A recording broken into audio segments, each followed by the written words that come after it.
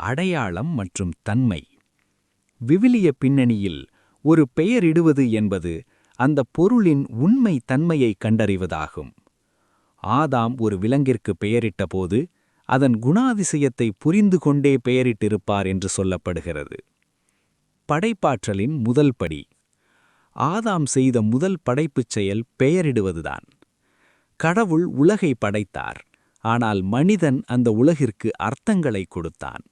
விவிலியத்தின் அடிப்படையில் விவிலிய தரவுகளில் பெயர்களுக்கு பின்னால் இருக்கும் வீரியம் அல்லது வல்லமை என்பது வெறும் அடையாளம் சார்ந்தது மட்டுமல்ல, அது ஒருவருடைய தலைவிதி அல்லது அழைப்பை தீர்மானிப்பதாக இருக்கிறது. கடவுள் ஏன் சிலருடைய பெயர்களை மாற்றினார் என்பதற்கான ஆதாரபூர்வமான விளக்கங்கள் மற்றும் தரவுகள் இதோ. பெயர் மாற்றத்தின் பின்னணியில் இருக்கும் அதிகாரம்.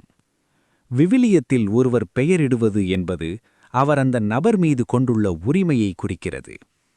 கடவுள் ஒருவருடைய பெயரை மாற்றும்போது அவர் அந்த நபரை முழுமையாக தன் வசம் கொண்டு கொள்கிறார். பழைய பெயர் ஆபிராம், உயர்த்தப்பட்ட தந்தை. புதிய பெயர் ஆப்ரஹாம், திரளான இனங்களுக்கு தந்தை. மாற்றப்பட்டதற்கான காரணம் மற்றும் அர்த்தம் அவர் ஒரு குடும்பத்திற்கு மட்டும் தலைவனாக இல்லாமல் பல தேசங்களுக்கு தந்தையாவார் என்ற வாக்குறுதியை உறுதிப்படுத்த. ஆதார வசனம் தொடக்க நூல் 17:5. பழைய பெயர் சாராய், என் இளவரசி, தனிப்பட்டவர். புதிய பெயர் சாராள், இளவரசி, பொதுவானவர். மாற்றப்பட்டதற்கான காரணம் மற்றும் அர்த்தம் அவர் பல இனங்களுக்கு தாயாக ஒரு மகாராணியாக மாறுவார் என்பதை குறிக்க. ஆதார வசனம் தொடக்க நூல் 17:15. பழைய பெயர் யாக்கோபு, எட்டிப்பிடிப்பவன் அல்லது ஏமாற்றுக்காரன். புதிய பெயர் இஸ்ரவேல், கடவுளோடு போராடி வென்றவன். மாற்றப்பட்டதற்கான காரணம் மற்றும் அர்த்தம் அவருடைய பழைய சுபாவம் ஏமாற்றுதல் மாறி கடவுளோடு ஒரு புதிய உடன்படிக்கைக்குள் நுழைந்ததை குறிக்க.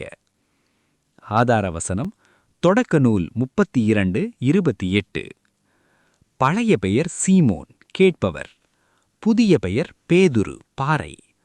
மாற்றப்பட்டதற்கான காரணம் மற்றும் அர்த்தம் கிறிஸ்துவின் சபைக்கு அவர் ஒரு அஸ்தானமாக, உறுதியான பாறையாக இருப்பதற்காக.